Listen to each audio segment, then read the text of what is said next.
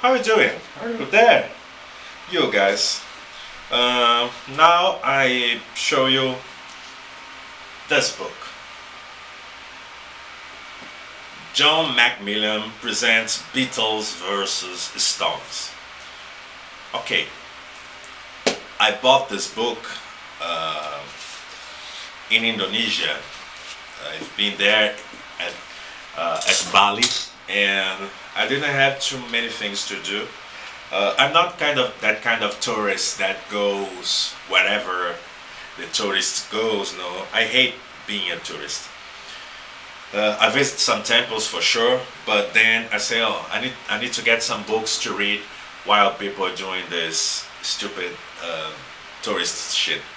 And I got this Beatles versus Stone, um, and of course, everyone is asked, like as we had the dichotomy and uh, music, like you are Beatles supporter or Rolling Stone supporter. My point of view, okay, when I was younger, I loved Beatles to death,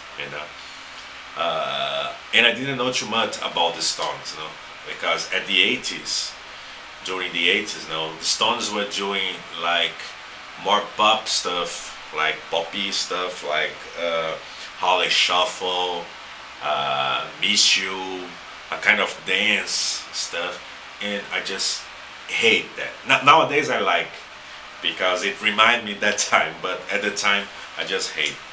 So my pick at the time was Beatles, and also the Stones. I had a personal problem with Stones because every time I listen to them, it reminds me a relationship I had with a fucked up girl, So some songs I can't even listen, like She's a Rainbow, these things, because I would listen to songs during the time I was having this relationship. But the band, I love the band too, Stones, and I don't have a pick because that's what the book shows also.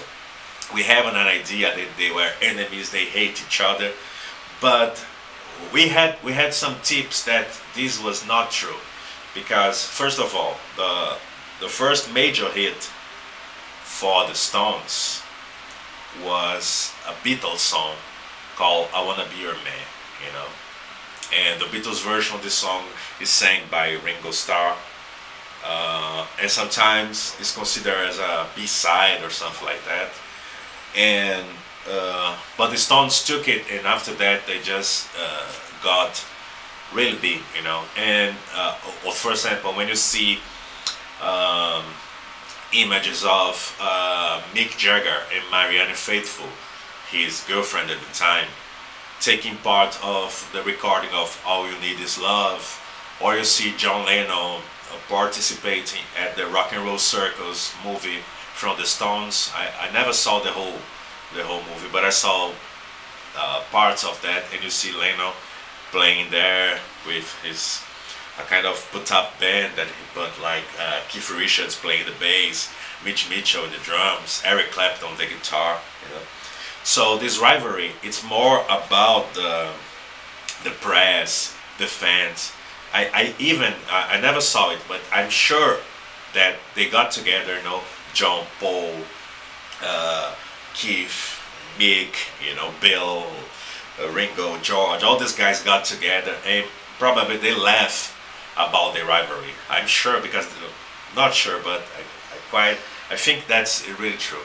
But I saw in a recent interview that Paul McCartney, he was not pissed off, but he said, oh, everything we did, Stones go and copy after that.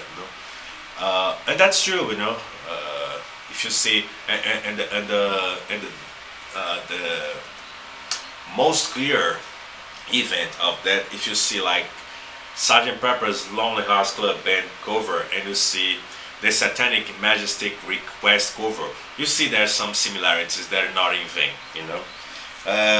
but that's great because that's when you have a movement like the British invasion. It was a movement, people forget it because Beatles got so big that they forget it was a movement with other bands like the Animals.